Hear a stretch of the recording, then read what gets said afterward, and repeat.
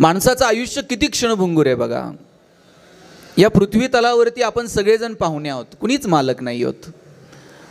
आपल्या प्रत्येकाला एक रोल मिळालेला आहे, प्रत्येकाला एक काम मिळालेलं आहे.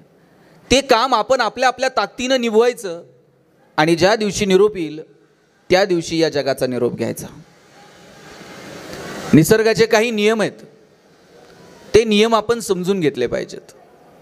निसर्गाचा पहिला नियम आहे, जन्माला येण्याचे संकेत 9 महिने आधी मिळतील, पण जाण्याचे संकेत 9 मिनिट पण आधी मिळणार नाहीत.